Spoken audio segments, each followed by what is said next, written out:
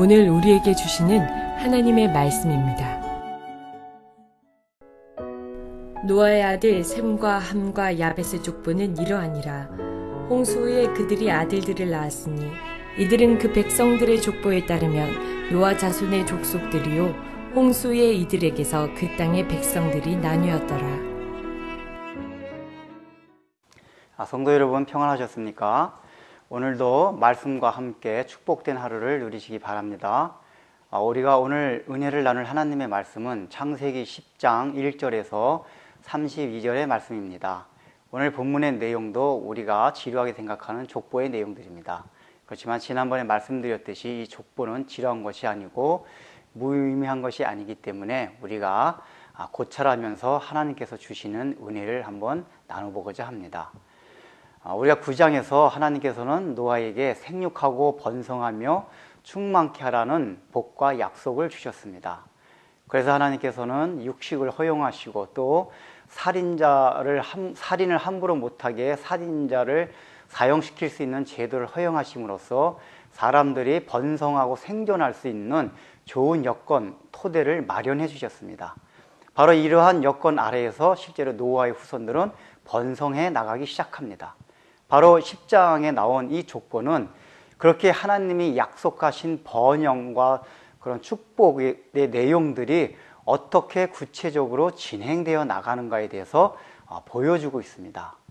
첫 번째, 이 족보 가운데는 하나님이 이 족보에 나오는 이름 가운데는 실제적으로 역사에 나오는 나라나 도시나 민족의 이름이 그대로 쓰이는 것이 많이 있습니다.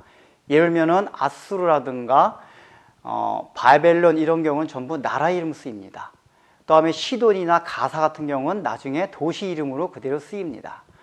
그 다음에 블레셋, 아모리 같은 경우는 그대로 민족 이름으로 쓰입니다. 여러분, 이것이 무슨 이야기입니까? 바로 사람의 이름이 나중에 지명 이름이 되고 또 민족의 이름이 되었다는 것은 이 족보 자체가 그대로 역사란 얘기입니다. 다시 말하면 성경은 신화, 지난번에 말씀드렸듯이 신화가 아니라 역사 자체이기 때문에 여기 기록된 모든 것들은 살아계신 하나님의 말씀이요, 우리가 이것을 100% 귀하게 받아들임으로써 항상 하나님의 말씀을 순종해 나가야 된다는 것입니다. 이 말씀을 귀히 여겨야 된다는 것입니다. 이 말씀을 100% 그대로 믿어야 된다는 얘기입니다. 바로 100% 그대로 믿을 때 우리 삶에서 순종이 따르고 또 순종에 따른 하나님의 놀라운 역사를 우리가 맛볼 수 있는 것입니다. 두 번째는 이 노아의 모든 후손을 통해서 인류가 퍼져나갔다는 것을 말씀하심으로써 인류는 하나라는 것을 말씀해 주고 있습니다. 특별히 이 성경을 보고 있는 이스라엘 백성들은 선민의식이 있었던 사람들입니다. 오직 자기 민족만을 여호와 하나님이 사랑하신다는 그 의식이 철저했던 사람들이 이러한 말씀들을 통해서 하나님은 너희 이스라엘만의 하나님이 아니라 모든 열방과 이방의 하나님이시다, 그들까지도 사랑하고 계시다 하는 것을 이스라엘 백성들로 하여금 깨닫게 하시는 것입니다. 결국은 이 열방을 향한 그런 선교적인 그런 의식과 사상들이 나중에 이제 소선지자에 가서 나오는 게 아니라 바로 오늘 이 본문에서부터 시작되는 것입니다. 따라서 우리는 이러한 말씀들을 통해서 열방을 향한 선교 의식적인 사명감을 우리가 가져야 될 것입니다. 세 번째는 지금 이 족보가 기록된 그 형식을 보면은, 그다음 순서를 보면은 야벳이 먼저 나오고 함이 나오고 셈이 나오고 있습니다. 그런데 이 성경이 기록될 때에 그 노아의 아들들 순서를 보면 항상 셈과 함과 야벳이라고 표현되고 있습니다. 이것은 셈이 가장 중요한 인물이기 때문에 항상 이름 순서장에서 가장 앞서서 나오는 것입니다. 그런데 이상하게 이 족보에는 셈이 가장 마지막에 기록되고 있습니다. 이것은 어떤 역사적인 기록을 할 때에 가장 중요한 거, 초점을 맞추는 것에는 가장 뒤늦게 기록되는 히브리적 어떤 역사적 기술관이 여기에 지금 내포가 되어 있는 것입니다. 다시 말하면 모세가 이것을 기록할 때에 평상시 사람 이름 순서와는 다르게 셈의 족보를 나중에 했다는 것은 바로 셈의 족보가 가장 중요한 구속의 역사를 나타내는 것이다 하는 것을 우리에게 보여주고 있는 것입니다. 이것은 다시 말하면은 야벳과 함을 포함하는 모든 인류의 역사도 이 족보가 보여주지만은 이 인류의 역사보다 더 중요한 것이 바로 구속사라는 것입니다.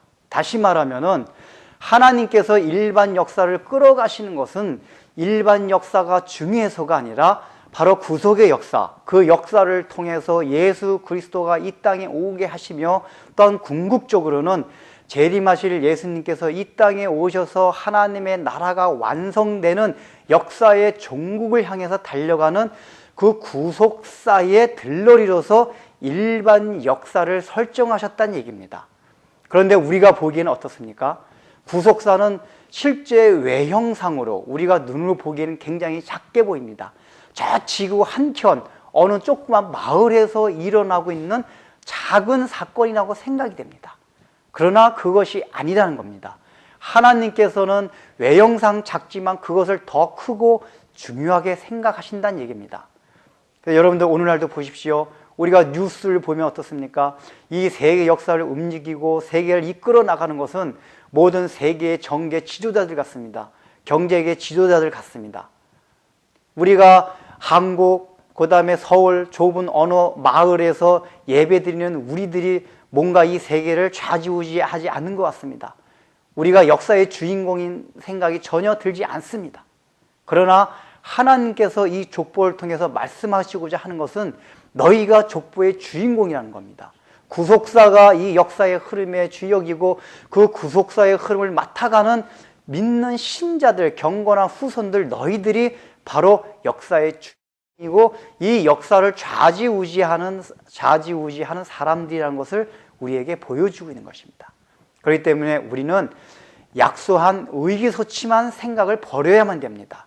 비록 우리의 삶의 여건과 우리의 재능과 우리의 모든 가진 것들이 없어서 보잘것없이 보인다 할지라도 외형적으로는 그렇다 할지라도 여전히 우리는 하나님의 자녀로서 이 세계의 역사의 중심에 서 있다는 것을 우리 마음속에 명심하고 자부심을 가지면서 살아야 한다는 얘기입니다. 기도하겠습니다. 하나님 아버지, 오늘 10장의 족보를 통해서 우리가 얼마나 귀한 잔지를 살펴보았습니다. 외형적으로 볼 때는 비록 우리가 왜소하고 참으로 작게 보일지라도 이 역사의 중심은 구속사고 이 구속사의 중심에 서 있는 우리 믿는 사람들 때문에 역사가 지탱된다는 사실을 늘 생각하며 자부심과 또 우리의 자긍심을 가지고 우리가 항상 그리스도인으로서 당당하게 살아갈 수 있는 은혜를 허락하여 주옵소서. 예수님의 이름으로 기도드립니다. 아멘.